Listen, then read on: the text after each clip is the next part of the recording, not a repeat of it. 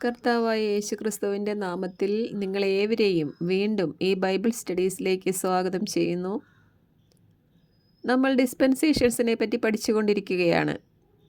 കഴിഞ്ഞ ക്ലാസ്സിൽ ഡിസ്പെൻസേഷൻസ് അറിയാത്തവരെക്കുറിച്ചും അതുപോലെ തന്നെ ഹൈപ്പർ ഡിസ്പെൻസേഷണലിസ്റ്റുകളെക്കുറിച്ചും അവരുടെ പഠിപ്പിക്കലുകളെക്കുറിച്ചും നമ്മൾ മനസ്സിലാക്കി. അതുപോലെ തന്നെ 12 അപ്പോസ്തലന്മാരെ ഭരമേൽപ്പിച്ച ദൈവരാജ്യം സമീപിച്ചിരിക്കുന്നു എന്ന സുവിശേഷത്തിൻ്റെയും പൗലോസിനെ ഭരമേൽപ്പിച്ചതും നമ്മൾ സ്വർഗത്തിലേക്ക് പോകുന്നതുമായ കൃപയുടെ സുവിശേഷത്തിൻ്റെയും സാമ്യതകളും നമ്മൾ മനസ്സിലാക്കി. ഇനി ഇന്നത്തെ ക്ലാസ്സിൽ ഈ രണ്ട് സുവിശേഷങ്ങൾ തമ്മിലുള്ള വ്യത്യസ്തതകളാണ് നമ്മൾ മനസ്സിലാക്കാൻ പോകുന്നത്. ഒന്നാമത്തെ വ്യത്യാസം ഇപ്പോൾ പറഞ്ഞത് തന്നെയാണ്.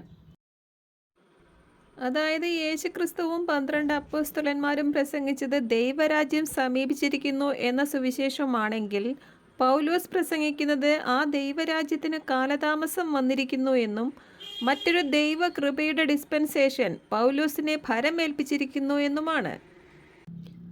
അതായത് യഹൂദർ ആ സുവിശേഷം തിരസ്കരിച്ചതുമൂലം അവരുടെ ആ പ്രോമിസ്ഡ് കിങ്ഡത്തിന് കാലതാമസം വന്നിരിക്കുകയാണ്. അപ്പോൾ മുതൽ കൃപയുടെ ഒരു ഡിസ്പെൻസേഷൻ വിജാതീയരായ നമ്മൾക്കായി പൗലോസിനെ ഭരമേൽപ്പിച്ചിരിക്കുകയുമാണ്. ഇതിൻ്റെ ഒടുവിൽ ജാതികളുടെ എണ്ണം പൂർണ്ണമാകുമ്പോൾ നമ്മൾ സ്വർഗത്തിലേക്ക് പോകുന്നു എന്നാണ് പൗലോസ് അപ്പോസ്തലൻ പ്രസംഗിക്കുന്നത്. ഇനി രണ്ടാമതായി മറ്റൊരു വ്യത്യാസം, 12 അപ്പോസ്തലന്മാരെ ഭരമേൽപ്പിച്ചത് ലോകാരംഭം മുതൽ പ്രവചിക്കപ്പെട്ട സുവിശേഷമാണെങ്കിൽ പൗലോസിനെ ഭരമേൽപ്പിച്ചത് ലോകാരംഭം മുതൽ രഹസ്യമായിരുന്ന ഒരു സുവിശേഷമാണ്. അല്ലെങ്കിൽ യുഗങ്ങളോളം ദൈവത്തിൻ്റെ ഹൃദയത്തിൽ നിഗൂഢമായിരുന്ന രഹസ്യമായിരുന്ന ഒരു സുവിശേഷമാണ് പൗലോസിനെ ഭരമേൽപ്പിച്ചിരിക്കുന്നത്. ഒന്നുകൂടി വിശദമാക്കിയാൽ, യഹൂദർ രാജാക്കന്മാരും പുരോഹിതന്മാരും ആകുന്ന ഒരു കിങ്ഡം അവർക്ക് ലഭിക്കുമെന്ന് ആദ്യം മുതലേ പ്രവചിക്കപ്പെട്ടിരുന്നു. എന്നാൽ വിജാതീയർ ഭൂരിപക്ഷം വരുന്ന എണ്ണിത്തിട്ടപ്പെടുത്താൻ ആർക്കും കഴിയാത്ത ഒരു മഹാപുരുഷാരം മഹോപദ്രവ കാലത്തിന് മുൻപായി റാപ്ചറായി സ്വർഗത്തിൽ പിതാവിൻ്റെ സന്നിധിയിൽ എത്തുമെന്ന് പൗലോസിനെ വെളിപ്പെടുത്തും മുൻപ് മറ്റാരോടും പറഞ്ഞിരുന്നില്ല. 12 അപ്പോസ്തലന്മാർക്ക് പോലും ഇക്കാര്യങ്ങൾ അറിയില്ലായിരുന്നു. നിങ്ങൾ ഈ മെസ്സേജ് കേൾക്കുന്നതോടൊപ്പം ഇതിൻ്റെ വ്യത്യസ്തതകൾ ഹൈലൈറ്റ് ചെയ്ത് കാണിക്കുന്ന ഈ വചനഭാഗങ്ങൾ ശ്രദ്ധിക്കുക കൂടി ചെയ്യുക. ഇനി മറ്റൊരു വ്യത്യാസം, ഇസ്രയേലിൻ്റെ പരിപാലകനും ഭർത്താവുമാണ് ദൈവം എന്ന പഴയ നിയമത്തിലും ഇസ്രയേൽ ജനം ക്രിസ്തുവിൽ വിശ്വസിച്ച് അവർ രാജാക്കന്മാരും പുരോഹിതന്മാരുമാകുന്ന ഇസ്രയേലിനെ കുഞ്ഞാടിൻ്റെ മണവാട്ടി അല്ലെങ്കിൽ ഭാര്യ എന്ന് പുതിയ നിയമത്തിലും പറഞ്ഞിരിക്കുന്നു. എന്നാൽ ക്രിസ്തുവിൽ വിശ്വസിച്ച് പരിശുദ്ധാത്മാവിനാൽ ക്രിസ്തുവിലായ നമ്മളെ ക്രിസ്തുവിൻ്റെ ശരീരം എന്നാണ് പറഞ്ഞിരിക്കുന്നത്. അവരെ ഫെമിനൈൻ ജെൻഡറിലും നമ്മളെ മസ്കുലിൻ ജെൻഡറിലുമാണ് വിശേഷിപ്പിച്ചിരിക്കുന്നത്. ഇതിന് കോൺട്രഡിക്ടറി ആയി തോന്നാവുന്ന രണ്ട് വചനഭാഗങ്ങൾ എഫേസ്യർ 5-ാം അധ്യായത്തിലും 2 കൊറിന്ത്യൻസ് 11-ാം അധ്യായത്തിലുമുണ്ട്. ആ വചനഭാഗങ്ങളുടെ യഥാർത്ഥ അർത്ഥം പിന്നീടൊരു ക്ലാസ്സിൽ വിശദമാക്കാം. ഇനി ഈ രണ്ട് സുവിശേഷങ്ങൾ തമ്മിലുള്ള മറ്റൊരു സുപ്രധാന വ്യത്യാസം, 12 അപ്പോസ്തലന്മാരെ ഭരമേൽപ്പിച്ച സുവിശേഷത്തിൽ യേശുക്രിസ്തുവിലുള്ള വിശ്വാസത്തോടൊപ്പം മോശയുടെ ന്യായപ്രമാണവും അടങ്ങിയിട്ടുണ്ട്. ഇന്ന് കാണുന്ന ആകാശവും ഭൂമിയും കടന്നുപോയി സകലതും നിവൃത്തിയായി പുതിയ ആകാശവും പുതിയ ഭൂമിയും വരുന്ന കാലസമ്പൂർണതയിലെ വ്യവസ്ഥ വരുന്നതുവരെ അവരെ സംബന്ധിച്ച് നിയമത്തിൽ നിന്ന് വള്ളിയോ പുള്ളിയോ മാറുകയില്ല എന്ന് കർത്താവ് അവരോട് പറഞ്ഞിട്ടുണ്ട്. എന്നാൽ പൗലോസ് അപ്പോസ്തലൻ വഴി നമ്മളോട് പറഞ്ഞിരിക്കുന്നത് ക്രിസ്തുവിലായിക്കൊണ്ട് ആദ്യമേ തന്നെ നിയമത്തിൽ നിന്ന് മോചിതരാവുക എന്നും അങ്ങനെ നിയമത്തിൻ്റെ പഴമയിലല്ല ആത്മാവിൻ്റെ പുതുമയിൽ ശുശ്രൂഷ ചെയ്യുക എന്നുമാണ്. എന്നാൽ 12 അപ്പോസ്തലന്മാർ ഒരിക്കലും ആരോടും നിങ്ങൾ ന്യായപ്രമാണത്തിൽ നിന്നും ഒഴിവുള്ളവരാണ് എന്ന് പ്രസംഗിച്ചിട്ടില്ല. മാത്രവുമല്ല, 12 അപ്പോസ്തലന്മാർ അടക്കമുള്ള യഹൂദർ ക്രിസ്തുവിൽ വിശ്വസിച്ച വർഷങ്ങൾക്കു ശേഷവും പരിച്ഛേദനം മുതലുള്ള ന്യായപ്രമാണ വ്യവസ്ഥയുടെ കീഴിൽ തന്നെ ആയിരുന്നു. അവർ ന്യായപ്രമാണം സംബന്ധിച്ച് എരിവുള്ളവരുമായിരുന്നു. ഇനി മറ്റൊരു പ്രധാന വ്യത്യാസം, ആ സുവിശേഷത്തിൽ ജാതികൾക്ക് അബ്രാഹത്തിൻ്റെ പരിച്ഛേദനത്തിൻ്റെ സന്തതികളായ യഹൂദരിലൂടെയാണ് രക്ഷ ലഭിക്കുന്നത്. അന്ന് ജാതികൾ യഹൂദരിലൂടെയായിരിക്കും ക്രിസ്തുവിലേക്കും ദൈവത്തിങ്കിലേക്കും എത്തുന്നത്. അന്ന് ദൈവത്തിനും ജാതികൾക്കും ഇടയിലുള്ള മീഡിയേറ്റേഴ്സ് ആയിരിക്കും ഓരോ യഹൂദനും. അന്ന് ഓരോ യഹൂദന്മാരും രാജാക്കന്മാരും പുരോഹിതന്മാരുമായിരിക്കും. അതുകൊണ്ടാണ് ആ സുവിശേഷത്തിൽ ആദ്യം ഇസ്രയേൽ മുഴുവനും രക്ഷിക്കപ്പെടണമെന്നും ആ സുവിശേഷത്തിൽ രക്ഷ യഹൂദരിൽ നിന്നാണെന്നും പറഞ്ഞിരിക്കുന്നത്. അതിനായി ആ സുവിശേഷത്തിൽ ആദ്യം യഹൂദർ രാജകീയ പുരോഹിത വർഗമാകണം. എന്നാൽ ഇസ്രയേൽ മുഴുവനും രക്ഷ പ്രാപിക്കുന്നതിനു മുൻപ്, അവർ രാജാക്കന്മാരും പുരോഹിതന്മാരും ആകുന്നതിനു മുൻപ് എന്തിനാണ് പത്രോസിനെ കൊർണേലിയസിന്റെ ഭവനത്തിലേക്ക് അയച്ചത്? അതാണ് മുൻപുള്ള ക്ലാസ്സുകളിൽ പറഞ്ഞത്.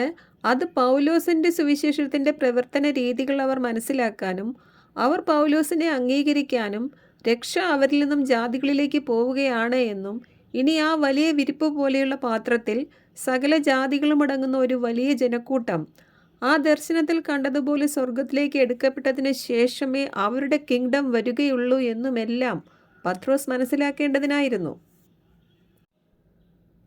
ഇന്നുവരെയും യഹൂദർ രാജകീയ പുരോഹിതവർഗമായിട്ടുമില്ല, ഇസ്രയേൽ കിങ്ഡം ഓഫ് പ്രീസ് ആയിട്ടുമില്ല. പിന്നെ എങ്ങനെയാണ് നമ്മൾ ഇന്ന് രക്ഷിക്കപ്പെടുന്നത്? അതുകൊണ്ടാണ് പറയുന്നത് ഇത് മറ്റൊരു ഡിസ്പെൻസേഷൻ ആണ് എന്ന്. ഇന്ന് നമുക്കുള്ള രക്ഷ ലഭിക്കുന്നത് യഹൂദരിലൂടെയോ ഇസ്രയേലിലൂടെയോ അല്ല, മറിച്ച് ക്രിസ്തുവിലൂടെ നേരിട്ടാണ്. ക്രിസ്തുവിലൂടെ നേരിട്ട് ലഭിക്കുന്ന രക്ഷയായതുകൊണ്ടും ക്രിസ്തുവിൻ്റെ നീതി നമുക്ക് കണക്കിടുന്നതുകൊണ്ടുമാണ് നമുക്കുള്ള ഈ സുവിശേഷം മോർ എക്സീഡിംഗ്ലി ഗ്ലോറിയസ് ആകുന്നത്. അതുകൊണ്ടാണ് പൗലോസ് പറയുന്നത്, കൽപ്പലകകളിൽ എഴുതപ്പെട്ട ന്യായപ്രമാണവും ആ സുവിശേഷവും തേജസ്സുള്ളതായിരുന്നു എങ്കിൽ ദൈവത്തിൻ്റെ ആത്മാവിനാൽ നമ്മുടെ ഹൃദയഫലകങ്ങളിൽ എഴുതപ്പെട്ട ഈ കൃപയുടെ സുവിശേഷത്തിൻ്റെ തേജസ് ഏറിയതാണ് എന്ന്, മോർ ഗ്ലോറിയസ് ആണ് എന്ന്. കാരണം അത് അക്ഷരത്തിൻ്റെ ശുശ്രൂഷയായിരുന്നു എങ്കിൽ ഇത് ആത്മാവിൻ്റെ ശുശ്രൂഷയാണ്. ഇങ്ങനെ എത്ര രീതികളിലാണ് പൗലോസ് അപ്പോസ്തലൻ ഈ രണ്ട് സുവിശേഷങ്ങൾ തമ്മിലുള്ള വ്യത്യാസവും നമുക്കായി നൽകപ്പെട്ട തേജസ്സേറിയ ഈ കൃപയുടെ സുവിശേഷത്തിൻ്റെ മഹത്വവും നമുക്ക് മനസ്സിലാക്കി തരുന്നത്. ഇനി മറ്റൊരു വ്യത്യാസം ശ്രദ്ധിക്കുക. ക്രിസ്തുവിലുള്ള വിശ്വാസത്തോടൊപ്പം ന്യായപ്രമാണത്തിൻ്റെ പ്രവൃത്തിയും കൂടെ അവരുടെ സുവിശേഷത്തിലുള്ളതിനാൽ അവർക്ക് കണക്കിടുന്നത് ന്യായപ്രമാണത്തിൻ്റെ കൂടെ നീതിയാണ്. എന്നാൽ ന്യായപ്രമാണത്തിൽ നിന്ന് ഒഴിവുള്ള നമുക്ക് കണക്കിടുന്നത് 100% ക്രിസ്തുവിൻ്റെ നീതിയാണ്. ഇക്കാരണത്താലാണ് വെളിപ്പാട് പുസ്തകത്തിൻ്റെ 5-ാം മുദ്രയിൽ കാണുന്ന കൃപാകാല വിശ്വാസികൾക്കുള്ള വെള്ള നിലയങ്കി ദൈവം നേരിട്ട് നൽകുന്നത്. ഈ വെള്ള നിലയങ്കി വെളിപ്പാട് പുസ്തകത്തിൻ്റെ 1-ാം അധ്യായത്തിൽ യേശുക്രിസ്തു മഹത്വത്തിൽ കാണപ്പെട്ടപ്പോൾ ധരിച്ചതും ക്രിസ്തുവിൻ്റെ നീതി നമുക്ക് കണക്കിട്ടതിൻ്റെ അടയാളവുമാണ്. എന്നാൽ 19-ാം അധ്യായത്തിൽ കുഞ്ഞാടിൻ്റെ മണവാട്ടിയായ സഭ അവളെ തന്നെത്താൻ ഒരുക്കിയിരിക്കുന്നു, ആ വിശേഷ വസ്ത്രം വിശുദ്ധന്മാരുടെ നീതിപ്രവൃത്തികൾ തന്നെ എന്നും അവിടെ എഴുതിയിരിക്കുന്നു. അതുപോലെ തന്നെ 6-ാം മുദ്രയിൽ റാപ്ചറായി 7-ാം അധ്യായത്തിൽ സ്വർഗത്തിൽ എത്തി നിൽക്കുന്ന നമ്മൾ അവിടെ നമ്മുടെ രക്ഷ ദൈവത്തിൻ്റെയും കുഞ്ഞാടിൻ്റെയും ദാനം എന്നാണ് വിളിച്ചു പറയുന്നത്. എന്നാൽ 15-ാം അധ്യായത്തിൽ കാണുന്ന യഹൂദരായ വിശ്വാസികൾ മോശയുടെയും കുഞ്ഞാടിൻ്റെയും പാട്ടുകൾ അവിടെ പാടുന്നത് കാണാം. അതിൻ്റെ അർത്ഥം അവർ യഹൂദരാണെന്നും മോശയുടെ ന്യായപ്രമാണത്തിന് കീഴിലിരുന്ന ജനമാണെന്നുമാണ്. ഇതെല്ലാം നമ്മൾ വെളിപ്പാട് പുസ്തകം പഠിച്ചപ്പോൾ പഠിച്ചതാണ്. ഇനി മറ്റൊരു വ്യത്യാസം, 12 അപ്പോസ്തലന്മാർക്ക് നൽകപ്പെട്ട ഗ്രേറ്റ് കമ്മീഷനിൽ ആകയാൽ നിങ്ങൾ പോയി എല്ലാ ജനതകളെയും ശിഷ്യപ്പെടുത്തുവിൻ, പിതാവിൻ്റെയും പുത്രൻ്റെയും പരിശുദ്ധാത്മാവിൻ്റെയും നാമത്തിൽ അവരെ സ്നാനപ്പെടുത്തുവിൻ എന്ന് കർത്താവ് പറഞ്ഞു. ആ കൽപ്പന പ്രകാരം അപ്പോസ്തല പ്രവൃത്തികൾ 2-ാം അധ്യായത്തിൽ പത്രോസിൻ്റെ പ്രസംഗം കേട്ട് സഹോദരന്മാരെ ഞങ്ങൾ എന്തു ചെയ്യണമെന്ന് ചോദിച്ചവരോട് പത്രോസ് പറയുന്നത്, നിങ്ങൾ പശ്ചാത്തപിക്കുവിൻ, പാപമോചനത്തിനായി എല്ലാവരും യേശുക്രിസ്തുവിൻ്റെ നാമത്തിൽ വിശ്വസിച്ച് സ്നാനം സ്വീകരിക്കുവിൻ, എന്നാൽ പരിശുദ്ധാത്മാവ് എന്ന ദാനം നിങ്ങൾക്ക് ലഭിക്കും എന്നാണ്.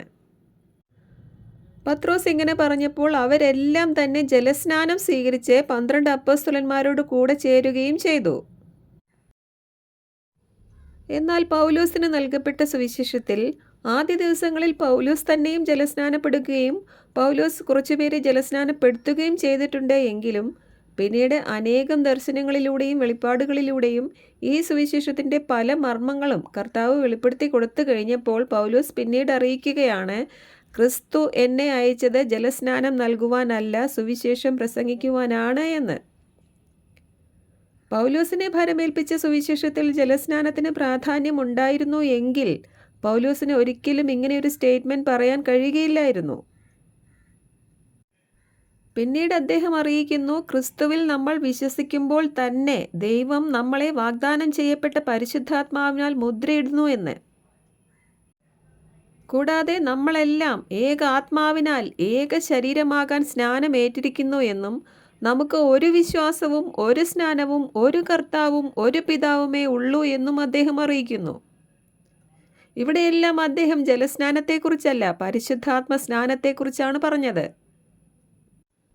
ഗലാത്യ ലേഖനത്തിൽ വിശ്വാസം വഴിയാണ് നമ്മൾ നീതീകരിക്കപ്പെടുന്നത് എന്നും ആത്മാവ് എന്ന വാഗ്ദാനം നമ്മൾ വിശ്വാസത്താലാണ് പ്രാപിക്കുന്നത് എന്നും പൗലോസ് അറിയിച്ചു. വീണ്ടും പറഞ്ഞാൽ, യഹൂദർ ജലത്താലും ആത്മാവിനാലും വീണ്ടും ജനിക്കണമെങ്കിൽ നമ്മൾ ക്രിസ്തുവിൽ വിശ്വസിക്കുമ്പോൾ തന്നെ ഏക ആത്മാവിനാൽ ഏക ശരീരം എന്ന പുതിയ സൃഷ്ടിയാവുകയാണ് ചെയ്യുന്നത്. അതുകൊണ്ടാണ് ഈ സുവിശേഷത്തിൻ്റെ പ്രവർത്തനം പത്രോസിനെ അറിയിക്കുമ്പോൾ കോർണേലിയൂസ് എന്ന വിജാതീയനും കുടുംബവും ജലസ്നാനപ്പെടുന്നതിനു മുൻപേ തന്നെ പരിശുദ്ധാത്മാവിനെ പ്രാപിച്ചത്. എന്നാൽ അവർക്ക് നൽകപ്പെട്ട സുവിശേഷത്തിൻ്റെ വ്യവസ്ഥ എന്തായിരുന്നു?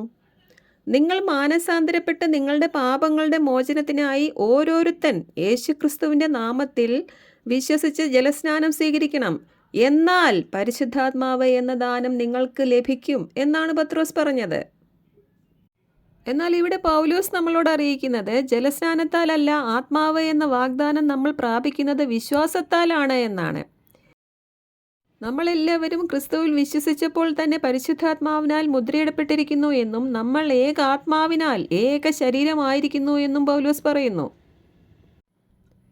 ഇനി മറ്റൊരു വ്യത്യാസം, 12 അപ്പോസ്തലന്മാരെ ഭരമേൽപ്പിച്ചത് വരാനിരുന്ന ദൈവരാജ്യത്തിൻ്റെ രഹസ്യങ്ങളായിരുന്നു എങ്കിൽ പൗലോസിനെ ഭരമേൽപ്പിച്ചത് 12 പേർക്ക് അറിഞ്ഞുകൂടാത്തതും ദൈവകൃപയുടെ സുവിശേഷം ഇതിൻ്റെ ഇടയിൽ വെളിപ്പെട്ടതിനാൽ വന്ന മാറ്റങ്ങളുടെ രഹസ്യങ്ങളുമാണ്. ഈ രഹസ്യങ്ങളെല്ലാം നമ്മൾ പഠിച്ചു കഴിഞ്ഞതാണ്.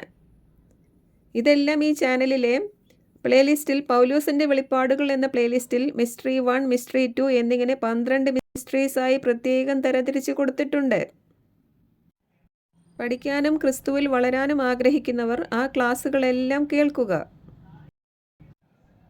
ഇനി മറ്റൊരു വ്യത്യാസം, അവരുടേത് നീട്ടിവച്ചിരിക്കുന്ന സുവിശേഷവും അതിനാൽ തന്നെ പിന്നീട് ഫ്യൂച്ചർ ടെൻസിൽ പറയപ്പെട്ടിരിക്കുന്ന സുവിശേഷവുമാണ്. ജാതികളുടെ പൂർണ്ണ സംഖ്യ തികയുന്നതുവരെ ഇസ്രയേലിന് കാഠിന്യം സംഭവിച്ചിരിക്കുകയാണെന്നും ഇനി ജാതികളുടെ പൂർണ്ണ സംഖ്യ തികഞ്ഞ റാപ്ചർ നടന്ന ശേഷമേ ഇസ്രയേൽ രക്ഷ പ്രാപിക്കുകയുള്ളൂ എന്നും സിയോനിൽ നിന്ന് വിമോചകനായ ക്രിസ്തു വരുമ്പോഴേ ഇനി അവരുടെ അഭക്തി നീങ്ങുകയുള്ളൂ എന്നും അതുവരെ കൃപയുടെ ഈ സുവിശേഷം സംബന്ധിച്ച് നമ്മളെ പ്രതി അവർ ദൈവത്തിൻ്റെ ശത്രുക്കളാണ് എന്നും പൗലോസ് അറിയിക്കുന്നു. എന്നാൽ ഇന്ന് നടന്നുകൊണ്ടിരിക്കുന്നതും നമുക്ക് നൽകപ്പെട്ടിരിക്കുന്നതുമായ ഈ കൃപയുടെ സുവിശേഷത്തെ പ്രസന്റ് ടെൻസിലാണ് പറഞ്ഞിരിക്കുന്നത്. കൃപയാൽ നിങ്ങൾ രക്ഷിക്കപ്പെട്ടിരിക്കുന്നു, ക്രിസ്തുവിനോട് കൂടെ നമ്മളെ ഉയർപ്പിച്ച് സ്വർഗത്തിൽ ഇരുത്തുകയും ചെയ്തിരിക്കുന്നു എന്നിങ്ങനെ പ്രസന്റ് ടെൻസിലാണ് നമുക്കുള്ള സുവിശേഷത്തെ പറഞ്ഞിരിക്കുന്നത്. ശ്രദ്ധിക്കുക, കൃപാകാലം അവസാനിക്കുന്നത് വരെ, അതായത് നമ്മൾ റാപ്ചർ ആകുന്നത് വരെ അവരെ ദൈവത്തിൻ്റെ ശത്രുക്കൾ എന്നാണ് വിളിച്ചിരിക്കുന്നത്. എന്നാൽ ഇന്ന് അവരെ അവിടെ കൂട്ടി വരുത്തിയിരിക്കുന്നത് റാപ്ചറിന് ശേഷം ഉടനെ തന്നെ അവരുടെ പ്രോഗ്രാം റീസ്റ്റാർട്ട് ചെയ്യേണ്ടതിനാണ്. അതുകൊണ്ട് മനസ്സിലാക്കുക, ദൈവകൃപയുടെ ഈ സുവിശേഷം സംബന്ധിച്ച് നമ്മളെ പ്രതി അവരെ ദൈവത്തിൻ്റെ ശത്രുക്കൾ എന്നാണ് വിളിച്ചിരിക്കുന്നത് എങ്കിൽ ദൈവകൃപയുടെ ഈ സുവിശേഷത്തിലൂടെ രക്ഷ പ്രാപിച്ച നമ്മളെ യേശുക്രിസ്തുവിൻ്റെ സ്വന്തമെന്നും യേശുക്രിസ്തുവിൻ്റെ ശരീരമെന്നും ദൈവത്തിൻ്റെ സ്നേഹഭാജനങ്ങളെന്നുമാണ് വിളിച്ചിരിക്കുന്നത്. ഇനി നമ്മളിവിടുന്ന് 6-ാം മുദ്രയിൽ റാപ്ചറായി പോയ ശേഷം മാത്രമേ 144,000 യഹൂദ പുരുഷന്മാരെ മുദ്രയിട്ടുകൊണ്ട് അവരുടെ ആ രക്ഷാകര പദ്ധതിയുടെ ദിവസങ്ങൾ റീസ്റ്റാർട്ട് ആവുകയുള്ളൂ. അതിനുവേണ്ടിയാണ് ഇന്നവരെ അവിടെ തിരികെ കൊണ്ടുവന്നിരിക്കുന്നതും കുറേ ഇസ്രായേൽ യുവാക്കളുടെ ഹൃദയങ്ങളെ തുറന്നുകൊണ്ട് യേശു തന്നെ മശിഹ എന്ന് അവർക്ക് തിരിച്ചറിവ് കൊടുത്തിരിക്കുന്നതും. റാപ്ചർ കഴിഞ്ഞാൽ ഉടനെ മുദ്രയിടാനുള്ള 144,000 യഹൂദ പുരുഷന്മാരാണവർ. ഇനി മറ്റൊരു പ്രധാന വ്യത്യാസം, 12 അപ്പോസ്തലന്മാർ അടങ്ങുന്ന അന്നത്തെ ആ രക്ഷിതഗണവും മഹോപദ്രവ കാലത്തെ രക്തസാക്ഷികളായി രക്ഷിക്കപ്പെടാനിരിക്കുന്ന യഹൂദരും എല്ലാം ഇനി മഹോപദ്രവ കാലം തീർന്ന ശേഷം വെളിപ്പാട് പുസ്തകത്തിൻ്റെ 20-ാം അധ്യായത്തിൽ എത്തുമ്പോഴേ പുനരുത്ഥാനം പ്രാപിക്കുകയുള്ളൂ. എന്നാൽ പൗലോസിനെ ഭരമേൽപ്പിച്ച കൃപയുടെ സുവിശേഷത്തിൽ വിശ്വസിച്ചവരെല്ലാം റാപ്ചർ ഡേയിൽ, അതായത് 6-ാം മുദ്രയിൽ പുനരുത്ഥാനം പ്രാപിക്കും. 7-ാം മുദ്ര ഓപ്പൺ ചെയ്യുന്നതിന് മുൻപായി നമ്മൾ സ്വർഗത്തിൽ എത്തുകയും ചെയ്യും. അതുപോലെ തന്നെ മഹോപദ്രവ കാലത്ത് യഹൂദരിൽ നിന്നുള്ള ആദ്യഫലമായി കൃത്യമായി എണ്ണി തിട്ടപ്പെടുത്തിയ 144,000 യഹൂദ പുരുഷന്മാർ മാത്രമാണ് അന്ന് മഹോപദ്രവ മധ്യത്തിൽ രൂപാന്തരപ്പെട്ട് സ്വർഗത്തിലേക്ക് റാപ്ചറാകുന്നത്. എന്നാൽ നമ്മളിൽ നിന്നും അതിലേറെ പേർ മരണം കാണാതെ രൂപാന്തരപ്പെട്ട് അവർക്കും മുൻപേ നമ്മുടെ റാപ്ചർ ഡേയിൽ സ്വർഗത്തിലെത്തും. മറ്റൊരു വ്യത്യാസം, ഇസ്രയേൽ ഇനി രക്ഷ പ്രാപിക്കണമെങ്കിൽ, അവർക്ക് ദൈവരാജ്യം ലഭിക്കണമെങ്കിൽ അവർ മഹോപദ്രവ ദിവസങ്ങളിലൂടെ കടന്നു പോകണം. എന്നാൽ നമ്മളെക്കുറിച്ച് നമ്മൾ ക്രോധത്തിനുള്ളവർ അല്ല എന്നും നമ്മൾ പോയിട്ടേ അധർമ്മമൂർത്തിയായവൻ വരികയുള്ളൂ എന്നും എഴുതിയിരിക്കുന്നു. ഈ വിഷയത്തിൽ കൺഫ്യൂഷൻ ഉള്ളവരുണ്ടെങ്കിൽ അധർമ്മത്തിൻ്റെ മർമ്മം എന്താണ് എന്ന നമ്മുടെ 192-ാമത്തെ ക്ലാസ് കാണുക. ഇനി മറ്റൊരു വ്യത്യാസം, യഹൂദർ പണ്ടുതൊട്ടേ അത്ഭുതങ്ങളും അടയാളങ്ങളും കണ്ടു വളർന്ന ജനമാണ്. അതുകൊണ്ട് അവർ അത്ഭുതങ്ങളും അടയാളങ്ങളും ഇല്ലാതെ ഒന്നും വിശ്വസിക്കുകയില്ല. അതുകൊണ്ട് അവർക്കുള്ള സുവിശേഷത്തിൽ അവരുടെ അടുക്കിലേക്ക് അയക്കപ്പെടുന്ന എല്ലാവരും അത്ഭുതങ്ങളും അടയാളങ്ങളും വീര്യപ്രവൃത്തികളും പ്രവർത്തിക്കാൻ കഴിവുള്ളവരായിരിക്കും. അതുകൊണ്ടാണ് പൗലോസ് പറയുന്നത്, യഹൂദർ അടയാളങ്ങൾ ആവശ്യപ്പെടുന്നു, ഗ്രീക്കുകാർ വിജ്ഞാനം അന്വേഷിക്കുന്നു, ഞങ്ങളോ യഹൂദർക്ക് ഇടർച്ചയും വിജാതിയർക്ക് ഭോഷത്വവുമായ ക്രൂശിക്കപ്പെട്ട ക്രിസ്തുവിനെ പ്രസംഗിക്കുന്നു എന്ന്. യഹൂദർ അത്ഭുതവും അടയാളവും ഉണ്ടെങ്കിലേ വിശ്വസിക്കുകയുള്ളൂ എങ്കിൽ നമ്മൾ അത്ഭുതമോ അടയാളമോ ഒന്നും കൂടാതെയാണ് ക്രൂശിക്കപ്പെട്ട ക്രിസ്തുവിൻ്റെ സുവിശേഷം കേട്ടപ്പോൾ വിശ്വസിച്ചത്. ഇവിടെ ഈ കൃപയുടെ സുവിശേഷത്തിനാണ് ശക്തി. അതുകൊണ്ടാണ് പൗലോസ് പറയുന്നത്, ഈ സുവിശേഷത്തെപ്പറ്റി ഞാൻ ലജ്ജിക്കുന്നില്ല, എന്തെന്നാൽ വിശ്വസിക്കുന്ന ഏവർക്കും അത് രക്ഷയിലേക്ക് നയിക്കുന്ന ദൈവശക്തിയാണ് എന്ന്. എങ്കിലും പൗലോസിന് ഒരു അപ്പസ്തോലൻ എന്ന നിലയിലും യഹൂദർ അദ്ദേഹത്തെ ദൈവത്തിൽ നിന്നുള്ളവനാണ് എന്ന് അംഗീകരിക്കേണ്ടതിനും അദ്ദേഹത്തിനും അത്ഭുതങ്ങൾ പ്രവർത്തിക്കാനുള്ള കഴിവുണ്ടായിരുന്നു. ഒരു അപ്പസ്തോലൻ എന്ന് യഹൂദർ അംഗീകരിക്കണമെങ്കിൽ ചില തെളിവുകളും അടയാളങ്ങളും ആവശ്യമാണ്. എന്തൊക്കെയാണത്? തെളിവുകളും അത്ഭുതങ്ങളും ശക്തികളും അതോടൊപ്പം സഹനങ്ങളുമാണ് ഒരു അപ്പസ്തോലൻ്റെ അടയാളങ്ങൾ. ഇത്രയും കാര്യങ്ങൾ ഉണ്ടെങ്കിലേ ഒരു അപ്പസ്തോലനാവുകയുള്ളൂ. അതുകൊണ്ട് ഇതെല്ലാം പൗലോസിനും ഉണ്ടായിരുന്നു. അങ്ങനെ കൃപയുടെ സുവിശേഷത്തിന് അടിസ്ഥാനമിടാൻ ദൈവം പൗലോസിന് അത്ഭുതങ്ങളും അടയാളങ്ങളും പ്രവർത്തിക്കാൻ അനുഗ്രഹം നൽകിക്കൊണ്ട് ദൈവം തൻ്റെ കൃപയുടെ സുവിശേഷത്തിന് സാക്ഷ്യം നിന്നു. എന്നാൽ പൗലോസ് ഒരു വിദഗ്ധ ശില്പിയെ പോലെ ഈ സുവിശേഷത്തിന് അടിസ്ഥാനം ഇട്ട ശേഷം പിന്നീടുള്ള ദിവസങ്ങളിലോ ഇന്നോ അന്നത്തെ പോലെ അത്ഭുതങ്ങളും അടയാളങ്ങളും വീര്യപ്രവൃത്തികളും ഇല്ല. അടിസ്ഥാനം പണിയപ്പെട്ട് കഴിഞ്ഞതിനാൽ ഇനി അതിൻ്റെ ആവശ്യമില്ല. ഒരു ബിൽഡിങ്ങിന് അടിസ്ഥാനം ഇട്ട് കഴിഞ്ഞാൽ പിന്നെ അത് പണിതു പോയാൽ മതി. ക്രിസ്തുവിൻ്റെ ശരീരമായ ഈ സഭയുടെ പണി ഇപ്പോൾ കഴിയാറായിരിക്കുകയാണ്. അതുകൊണ്ട് അടിസ്ഥാനം പണിയപ്പെടേണ്ടതിന് നൽകിയ അത്ഭുതങ്ങളുടെയും അടയാളങ്ങളുടെയും വീര്യപ്രവൃത്തികളുടെയും ഒന്നും ആവശ്യമിനിയില്ല. നമുക്ക് വിശ്വാസം കേൾവിയിൽ നിന്നാണ് വരുന്നത്. എന്നാൽ യഹൂദർ അങ്ങനെയല്ല. അതുകൊണ്ടാണ് റാപ്ചറിന് ശേഷം 144,000 യഹൂദ പുരുഷന്മാരെ വീണ്ടും മുദ്രയിടുന്നത്. അവർ വീണ്ടും അനേകം അത്ഭുതങ്ങളും അടയാളങ്ങളും പ്രവർത്തിക്കും. അതുപോലെ തന്നെ 2 സാക്ഷികൾക്കും വായിൽ നിന്ന് അഗ്നി പുറപ്പെടുവിക്കാനും അവരുടെ പ്രവചന ദിവസങ്ങളിൽ മഴ പെയ്യിക്കാതിരിക്കാൻ ആകാശം അടയ്ക്കാനും ജലാശയങ്ങളെ രക്തമാക്കി മാറ്റാനും എല്ലാമുള്ള പവർ ഉണ്ടായിരിക്കും. എന്നാൽ ഇന്ന് നമ്മൾ ഇങ്ങനെയുള്ള അത്ഭുത പ്രവൃത്തികൾ ഒന്നും കണ്ടിട്ടല്ല വിശ്വസിക്കുന്നത്. ഇതുപോലെയുള്ള അത്ഭുത പ്രവൃത്തികൾ ഇവിടെ ആരും ചെയ്യുന്നുമില്ല. ഇവിടെ നമ്മൾ കൃപയുടെ സുവിശേഷം പ്രസംഗിക്കുകയും കേൾക്കുന്നവർ അത് കേട്ട് വിശ്വാസത്തിലേക്ക് വന്ന് രക്ഷ പ്രാപിക്കുകയുമാണ് ചെയ്യേണ്ടത്. അതുപോലെ തന്നെ അന്യഭാഷകളിൽ അന്നവർക്ക് സംസാരിക്കാൻ കഴിവ് കൊടുത്തത് സുവിശേഷം പെട്ടെന്ന് ലോകമെങ്ങും പടരേണ്ടതിനു വേണ്ടിയായിരുന്നു. അന്ന് പത്രോസ് സംസാരിച്ചത് 15 ഭാഷകളിൽ നിന്നുള്ള ആളുകൾക്ക് അവരവരുടെ ഭാഷകളിൽ കേട്ടു. ഇന്ന് അങ്ങനെയൊന്നും സംഭവിക്കുന്നില്ല. ഇന്ന് അവരുടെ സുവിശേഷം നീട്ടിവെച്ചിരിക്കുകയും വിജാതിയർക്കുള്ള സുവിശേഷം ലോകമെങ്ങും എത്തുകയും ചെയ്തിരിക്കുന്നു. കൂടാതെ പുതിയ ജെറുസലേം പുതിയ ഭൂമിയിലേക്ക് വന്ന് നിത്യത ആരംഭിക്കുന്നതു വരെയുള്ള എല്ലാ കാര്യങ്ങളും ദൈവം അറിയിച്ചു തരികയും ചെയ്തിരിക്കുന്നു. അതുകൊണ്ട് ഇനി പുതിയ രഹസ്യങ്ങളെക്കുറിച്ചൊന്നും ആരും സംസാരിക്കേണ്ട ആവശ്യമില്ല. എല്ലാം ദൈവം അറിയിച്ചു തന്നിരിക്കുകയാണ്. അറിയിച്ചു തന്നിരിക്കുന്ന കാര്യങ്ങൾ പഠിക്കുകയും പഠിപ്പിക്കുകയും ചെയ്താൽ മതി. അതുകൊണ്ടാണ് പൗലോസ് അപ്പസ്തോലൻ തൻ്റെ ജീവിതത്തിൻ്റെ അവസാന ദിവസങ്ങളിൽ തിമോത്തിയോസിനോട് നീ വിശുദ്ധ ലിഖിതങ്ങൾ വായിക്കുന്നതിലും ഉപദേശങ്ങൾ നൽകുന്നതിലും അധ്യാപനത്തിലും ശ്രദ്ധാലുവായിരിക്കണം, അങ്ങനെ നീ നിന്നെ തന്നെയും നിന്റെ ശ്രോതാക്കളെയും രക്ഷിക്കുമെന്ന് പറഞ്ഞത്. അപ്പോൾ നമ്മൾ ചെയ്യേണ്ടത് മനുഷ്യരെ രക്ഷിക്കാൻ കഴിയുന്ന ഈ കൃപയുടെ സുവിശേഷം പ്രസംഗിക്കുക എന്നതാണ്. അല്ലാതെ വിജാതീയരായ നമ്മൾ അന്യഭാഷയുടെയും അത്ഭുതങ്ങളുടെയും അടയാളങ്ങളുടെയും ഒന്നും പിന്നാലെ പോകേണ്ട ആവശ്യമില്ല. മനുഷ്യരെ രക്ഷിക്കാൻ കഴിയുന്ന സുവിശേഷം പ്രസംഗിക്കുക. ഇനി മറ്റൊരു പ്രധാന വ്യത്യാസം, യഹൂദരെ സംബന്ധിച്ചും അവരുടെ പ്രോഗ്രാമിനെ സംബന്ധിച്ചും ജെറുസലേം ദേവാലയം സുപ്രധാനമാണ്. അവരുടെ ദൈവഭക്തി ജെറുസലേം ദേവാലയത്തിലും പരിച്ഛേദനത്തിലും ന്യായപ്രമാണത്തിലും ശബത്തിലും ആചാരാനുഷ്ഠാനങ്ങളിലും എല്ലാം അധിഷ്ഠിതമാണ്. എന്നാൽ നമുക്ക് ദൈവഭക്തി ക്രിസ്തുവിനെക്കുറിച്ചുള്ള പരിജ്ഞാനമാണ്. അഥവാ ക്രിസ്തുവിലാവുക, ക്രിസ്തുവിൽ വളരുക, ക്രിസ്തുവിൽ വളർത്തുക എന്നുള്ളതാണ്. ക്രിസ്തുവിലാകുമ്പോൾ നമ്മൾ പരിപൂർണരാകുന്നു. നമ്മൾ ന്യായപ്രമാണത്തിന് കീഴിലുള്ള ജനമല്ല. നമ്മൾ ക്രിസ്തുവിലാകുമ്പോൾ നമ്മൾ പൂർണ്ണരാവുകയാണ്, പരിപൂർണരാവുകയാണ്. We are complete in Christ എന്ന് പറഞ്ഞിരിക്കുന്നു. അതായത് അവരെ സംബന്ധിച്ച് ജെറുസലേം ദേവാലയം പ്രാധാന്യമുള്ള ഒരു സ്ഥലമാണെങ്കിൽ, നമ്മളെ സംബന്ധിച്ച് ക്രിസ്തു വസിക്കുന്ന ആലയങ്ങൾ നമ്മളുടെ ഹൃദയങ്ങളാണ്. ക്രിസ്തു ഹൃദയങ്ങളിൽ വസിക്കുന്ന ആരും തന്നെ മനുഷ്യനിർമ്മിതമായ ഒരു ആലയത്തിനായി ആഗ്രഹിക്കുകയില്ല.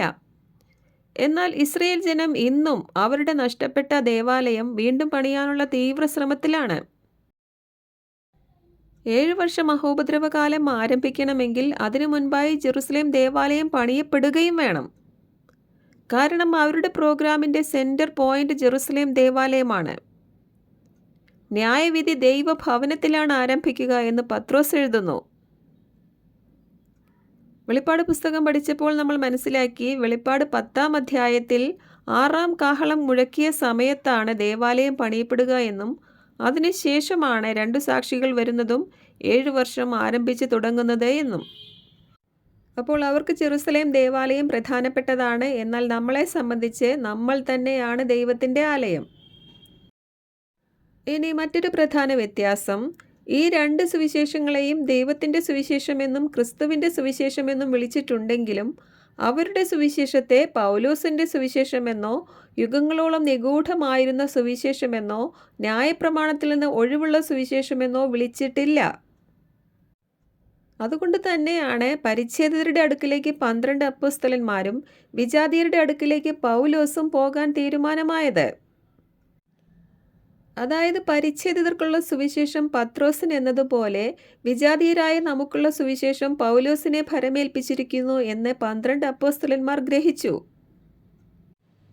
ഈ വചനഭാഗങ്ങളിൽ വ്യക്തമായി അറിയിക്കുകയാണ് ഈ 2 സുവിശേഷങ്ങളും 2 കൂട്ടർക്കുള്ള വ്യത്യസ്ത സുവിശേഷങ്ങളാണ് എന്ന്.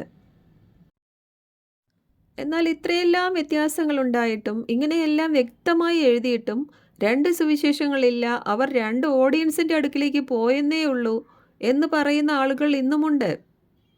എന്നാൽ പരിച്ഛേദനവും അപരിച്ഛേദനവും 2 ആണെങ്കിൽ, ന്യായപ്രമാണത്തിന് കീഴിലുള്ളതും ന്യായപ്രമാണത്തിൽ നിന്ന് ഒഴിവുള്ളതും 2 ആണെങ്കിൽ, പൗലോസ് 12 അപ്പോസ്തലന്മാരിൽ ഉൾപ്പെടാത്ത അപ്പോസ്തലനും വിജാതിയർക്കായി പ്രത്യേകം നിയോഗിക്കപ്പെട്ട അപ്പോസ്തലനും ആണെങ്കിൽ ഇത് രണ്ടും 2 സുവിശേഷങ്ങളാണ്.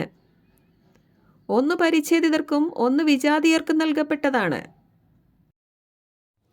അതുകൊണ്ട് ഇവിടെയുള്ള വിജാതിയർ പരിച്ഛേദിതർക്ക് കൊടുത്ത സുവിശേഷവും അവർക്ക് കൊടുത്ത ന്യായപ്രമാണവും അവർക്ക് കൊടുത്ത ശബത്തും സ്നാനവും ഒന്നും പോയി എടുക്കാൻ നിൽക്കണ്ട. ദൈവം പറഞ്ഞത് അതുപോലെ ശ്രദ്ധിച്ച് കേട്ടനുസരിച്ചില്ലെങ്കിൽ അപകടമാണ്. വിജാതീയർക്കുള്ള അപ്പോസ്തലൻ പൗലോസ് ആണെന്ന് എത്ര എത്ര പ്രാവശ്യം എഴുതിയിരിക്കുന്നു. പഴയ നിയമത്തിൽ ദൈവം പറഞ്ഞ കാര്യങ്ങൾ അതുപോലെ അനുസരിക്കാഞ്ഞതിനാൽ യഹൂദർക്ക് വന്ന ദുരന്തങ്ങൾ രേഖപ്പെടുത്തിയിട്ടുണ്ട്. അവർക്ക് സംഭവിച്ചതുപോലെ നമുക്ക് സംഭവിക്കാതിരിക്കാൻ അതെല്ലാം നമുക്ക് ദൃഷ്ടാന്തത്തിനായിട്ടാണ് എഴുതിയിരിക്കുന്നത് എന്ന് പൗലോസ് അറിയിക്കുന്നു. അതുകൊണ്ട് ദൈവം നമുക്ക് വേണ്ടി പ്രത്യേകമായി പൗലോസിലൂടെ അറിയിച്ചു തന്ന കാര്യങ്ങൾ അനുസരിക്കാൻ എല്ലാവരും ശ്രദ്ധിച്ചുകൊള്ളുക. ഇനി മറ്റൊരു വ്യത്യാസം, പഴയ ഉടമ്പടി ചെയ്ത അവരോട് ദൈവം പുതിയ ഉടമ്പടി ചെയ്യുന്ന കാലം ഈ കൃപാകാലത്തിന് ശേഷം വരും. എന്നാൽ നമ്മൾ ഇപ്പോഴേ ആത്മാവിനാൽ പുതിയ നിയമത്തിൻ്റെ ശുശ്രൂഷകന്മാർ ആയിരിക്കുകയാണ്. ഇനി മറ്റൊരു പ്രധാന വ്യത്യാസം, പൗലോസിന് വെളിപ്പെട്ട ഈ കൃപയുടെ സുവിശേഷത്തിൽ മാത്രമാണ് യഹൂദനെന്നോ ജാതിയെന്നോ വ്യത്യാസമില്ലാതെ വിശ്വസിക്കുന്നവരെല്ലാം ക്രിസ്തുവിൻ്റെ ശരീരത്തിലെ അംഗങ്ങളാകുന്നത്. എന്നാൽ പരിച്ഛേദിതർക്കുള്ള ആ സുവിശേഷത്തിൽ യഹൂദനോടൊപ്പം കൂട്ടവകാശം ജാതികൾക്ക് ലഭിക്കുകയില്ല. അതിൽ യഹൂദനെന്നും ജാതിയെന്നും വ്യത്യാസം ഉണ്ട്. അതിൽ യഹൂദരാൽ ഭരിക്കപ്പെടുന്നവരും യഹൂദരിലൂടെ ദൈവത്തിലേക്ക് എത്തേണ്ടവരുമാണ് ജാതികൾ. ഇനി മറ്റൊരു വ്യത്യാസം, 12 അപ്പോസ്തലന്മാർ തടവിലായതും കൊല്ലപ്പെട്ടതും അവരുടെ സുവിശേഷത്തിനു വേണ്ടിയും അവരുടെ രാജ്യത്തിനു വേണ്ടിയുമാണ്, അല്ലാതെ ജാതികൾക്കു വേണ്ടിയല്ല. എന്നാൽ പൗലോസ് അപ്പോസ്തലൻ തടവിലായതും കൊല്ലപ്പെട്ടതും വിജാതീയരായി നമുക്ക് വേണ്ടി ഈ കൃപയുടെ സുവിശേഷ സത്യങ്ങൾ വിളിച്ചു പറഞ്ഞതിൻ്റെ പേരിലും ഈ സുവിശേഷ രഹസ്യങ്ങൾ നമുക്കായി നിലനിർത്തേണ്ടതിനും വേണ്ടിയുമായിരുന്നു.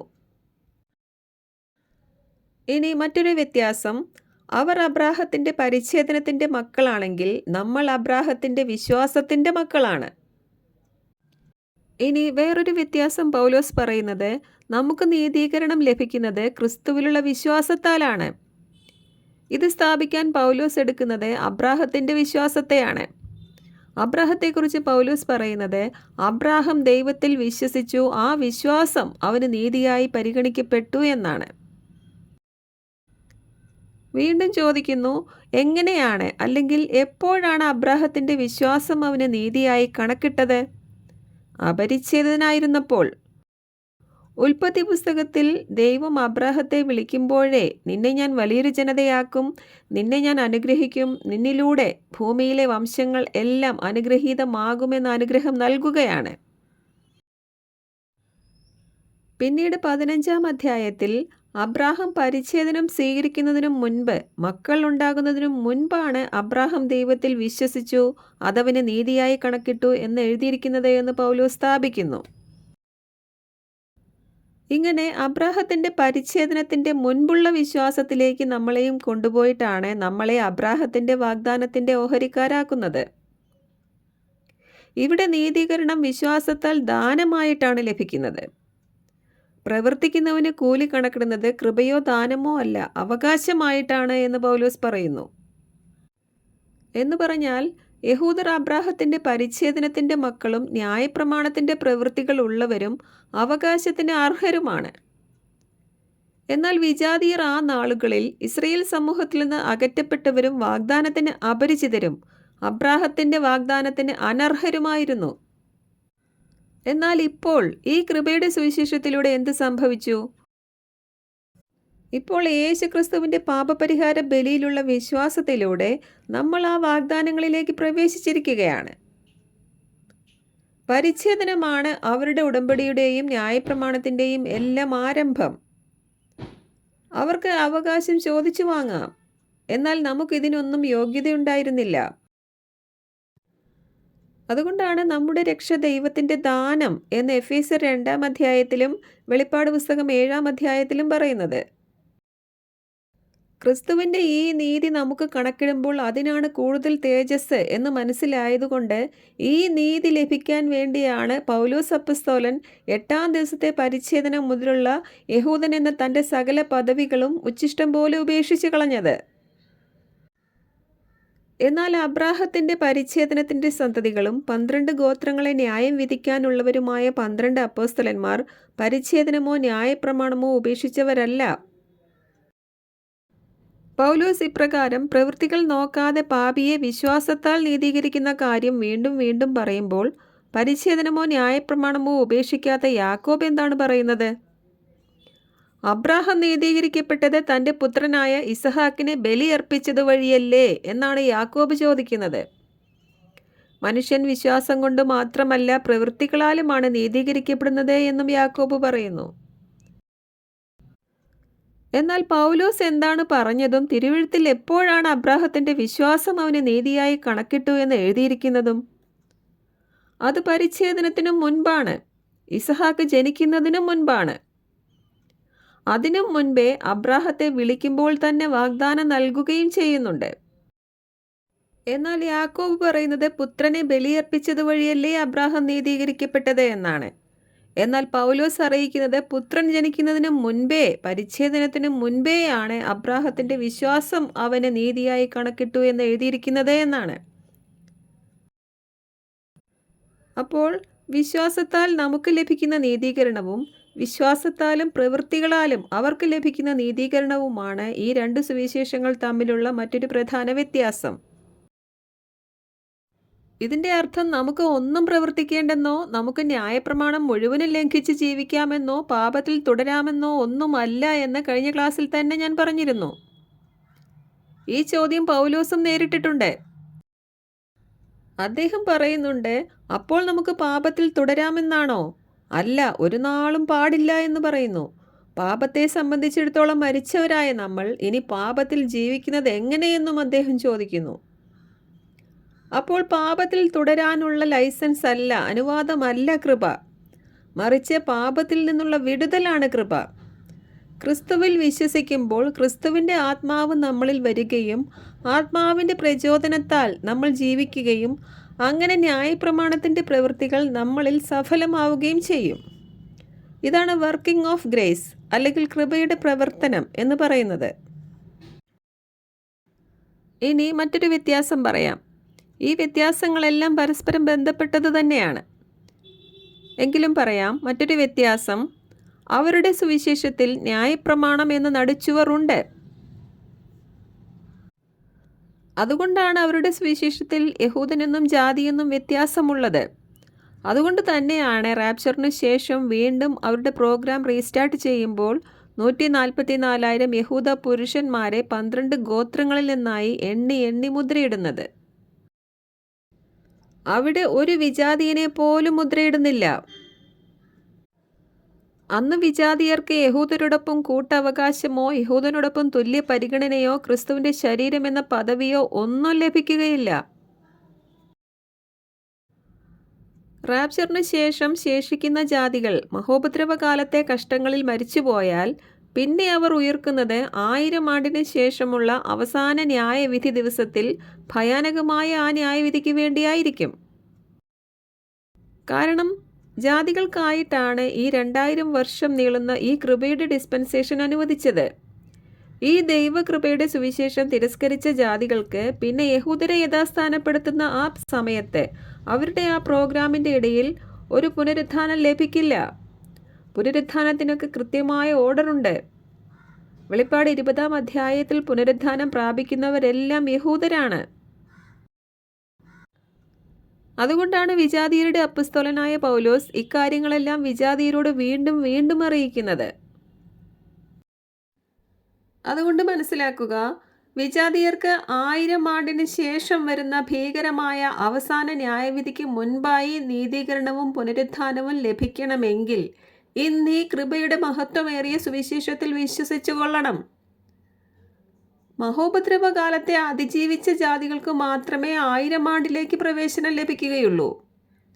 മഹോപദ്രവകാലത്ത് മരിച്ചു പോകുന്ന ജാതികൾ പിന്നീട് അവസാന ന്യായവിധിക്കായിട്ടേ ഉയർക്കുകയുള്ളൂ.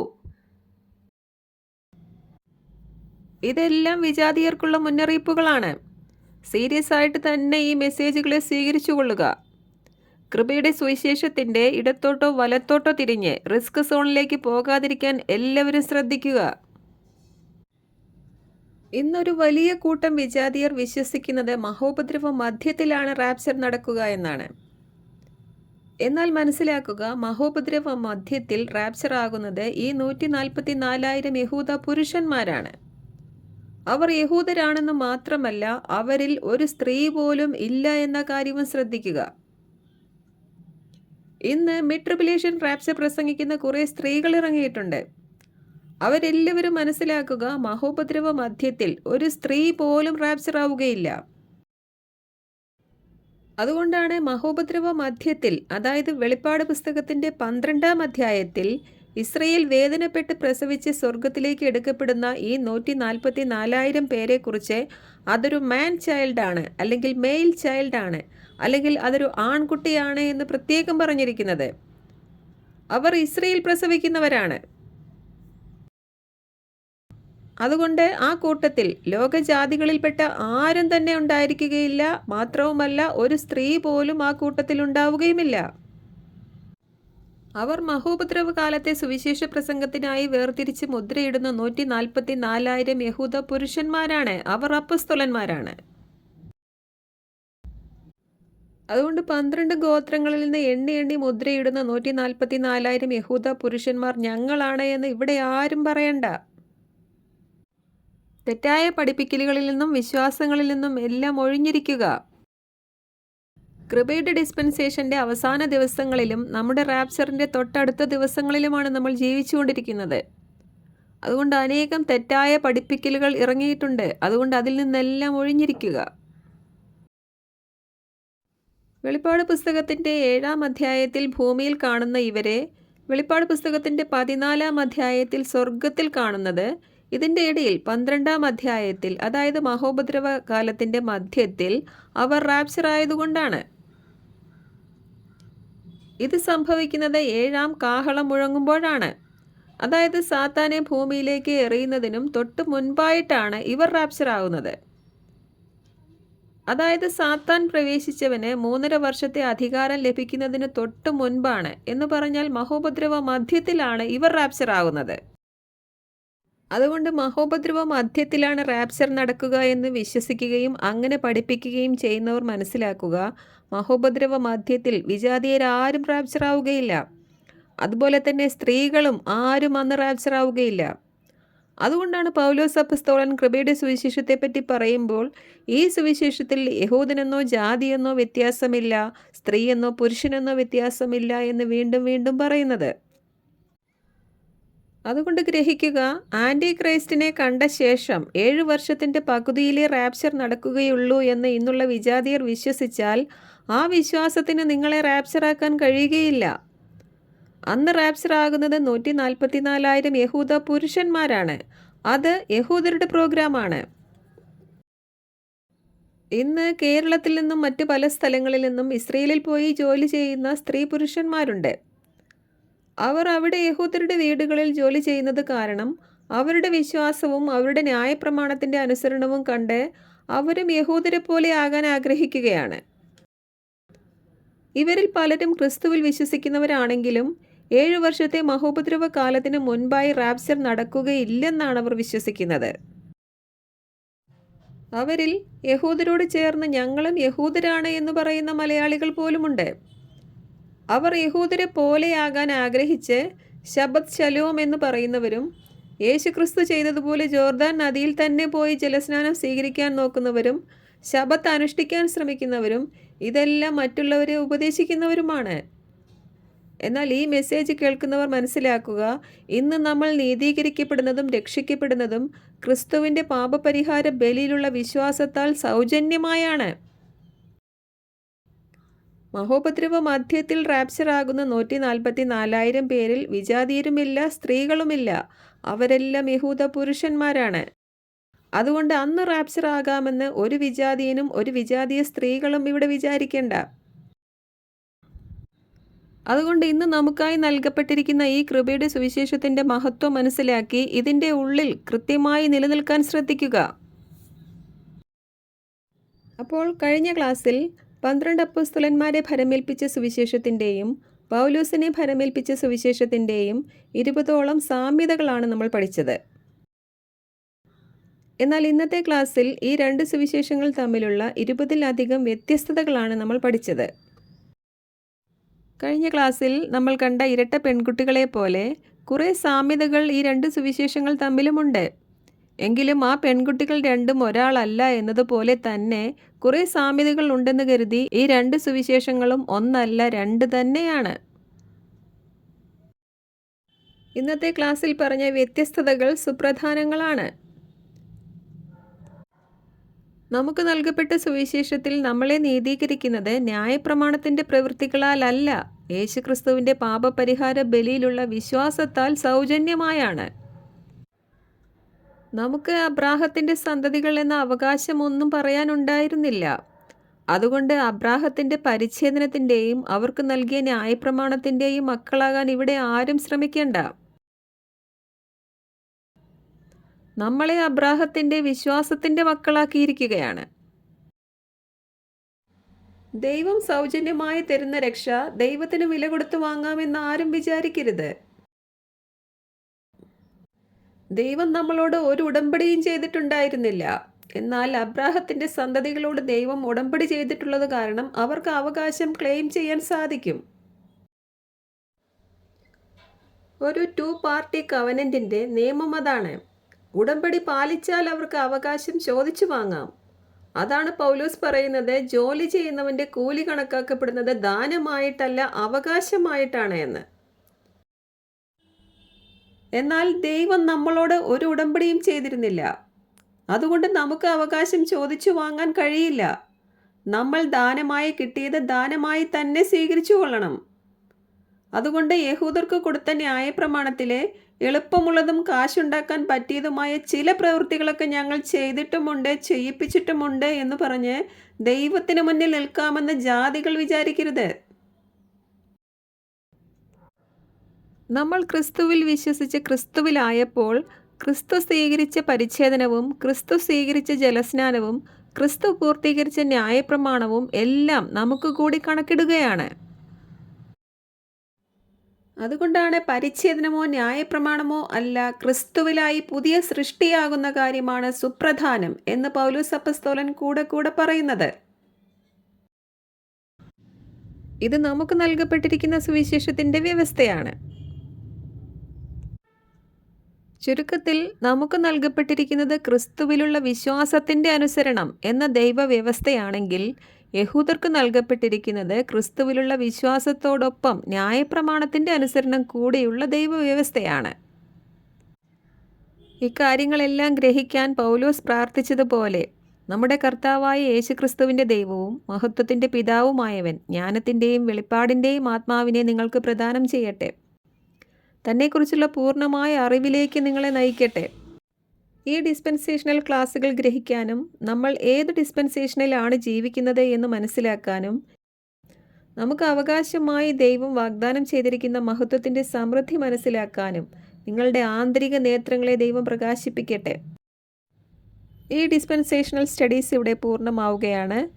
ഉൽപ്പത്തി പുസ്തകം മുതൽ ദൈവം അനുവദിച്ച വ്യത്യസ്ത ഡിസ്പെൻസേഷൻസ് അല്ലെങ്കിൽ വ്യത്യസ്ത രക്ഷാകര വ്യവസ്ഥകൾ മനസ്സിലാക്കാൻ ആഗ്രഹിക്കുന്നവർ ഈ ഡിസ്പെൻസേഷണൽ സ്റ്റഡീസിൻ്റെ ഈ 13 ക്ലാസ്സുകളും കേൾക്കുക.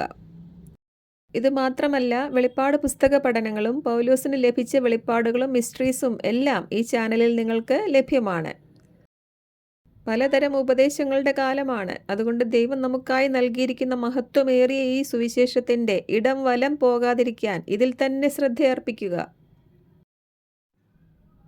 ഈ ക്ലാസ്സുകൾ നിങ്ങൾക്ക് അനുഗ്രഹമായെങ്കിൽ അറിയിക്കുക. സംശയങ്ങളും അഭിപ്രായങ്ങളും കമൻസായി എഴുതുക. വാട്സാപ്പിലും ഫോണിൽ വിളിച്ചും അറിയിക്കാവുന്നതുമാണ്. മറ്റൊരു വിഷയവുമായി ഇനി വീണ്ടും കാണാം. ദൈവം ഏവരെയും അനുഗ്രഹിക്കട്ടെ. ആമേൻ.